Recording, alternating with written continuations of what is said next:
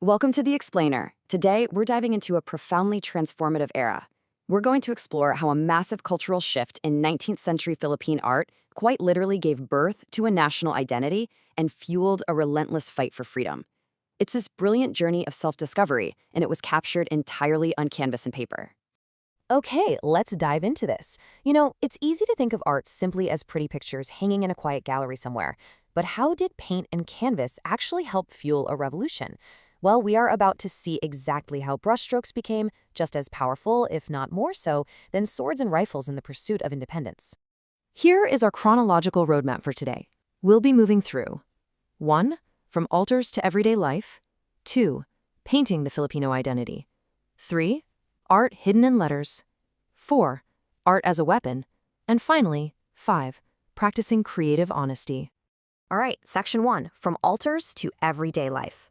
Looking at this timeline of the revolutionary period from 1801 to 1898, you can really see a steady buildup of cultural confidence. I mean, for hundreds of years prior to this, during the Spanish period, art in the Philippines was strictly controlled.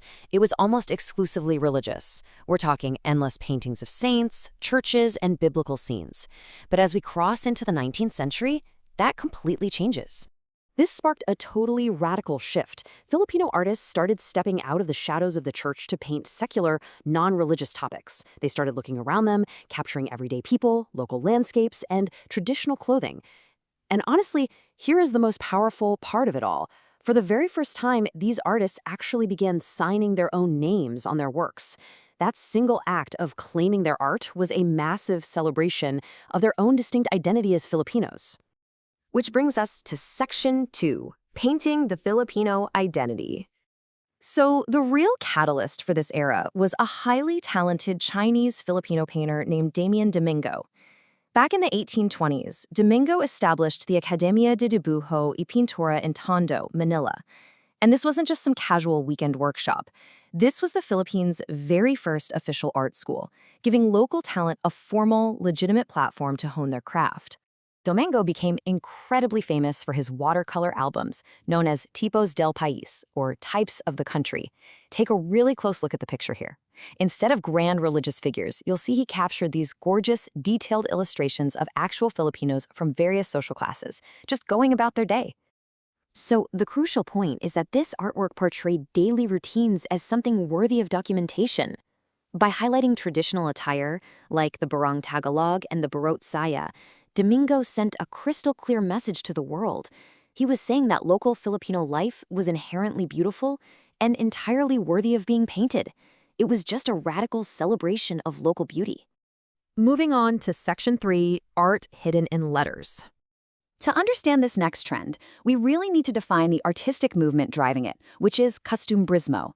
Basically, this was an artistic movement entirely focused on recording local customs, traditions, and daily life in super rich detail. You see, wealthy families in the mid-19th century wanted to celebrate their growing success, but they also wanted to preserve their rich cultural traditions, and they used this exact style to do it. And this brilliantly illustrates costumbrismo in action. This desire gave rise to a stunning, uniquely Filipino art form perfected by the artist Jose Honorato Lozano, called letras y figuras, or letters and figures. So how does it actually work? Look closely to spot the hidden elements here. An individual's name, usually a wealthy patron, was painted using these incredibly clever, intricate arrangements of everyday life. We're talking people, trees, buildings, and plants, all carefully bent and shaped to form the typography of the letters. It's a gorgeous, detailed snapshot of daily life, literally spelling out the patron's identity. Now we enter section 4, art as a weapon. As we push into the late 1800s, tension really begins to rise, and art transitions from just celebrating daily life into a powerful tool for exposing colonial oppression. During this period, educated Filipinos, known as the Ilustrados, began organizing the propaganda movement, actively calling for political reforms. And they quickly realized a fundamental truth. Art could absolutely speak louder than words. A painting could bypass censorship, cross language barriers, and strike directly at the heart of an issue in a way that, essays or speeches sometimes just couldn't. Enter Juan Luna and his 1884 absolute masterpiece, the Spolarium. Take a moment to really soak in the raw emotion, the violence, the sheer scale, and the darkness of this scene. Now, what's really interesting about this slide is that there's a powerful hidden message beneath the ancient Roman scene. The true brilliance of this spoliarium lies in its dual meaning. On the surface, sure, it's just a brutal scene from ancient Rome, dead gladiators being dragged into a dark basement while spectators watch. But the true revolutionary meaning, as brilliantly explained by Dr. Jose Rizal, was so much deeper. Those bleeding gladiators, they actually represented the immense suffering of the Filipino people under the harshness of Spanish rule. It was a searing political critique hidden right in plain sight. And the crazy part, the Spanish art establishment absolutely loved it. Juan Luna won the gold medal at the Exposición Nacional de Bellas Artes in Madrid, Spain, for this foliarium. Adding to this massive triumph, his friend Felix Resurrection Hidalgo won the silver medal at the exact same exhibition for his own spectacular work. This wasn't just a personal victory for Luna and Hidalgo. It was a profound national triumph. Think about it. This international acclaim provided undeniable proof to the entire world that Filipinos were intellectual and artistic equals to anyone in Europe. They literally beat the colonizers at their own game, on their own turf, which fundamentally challenged the whole narrative of European superiority.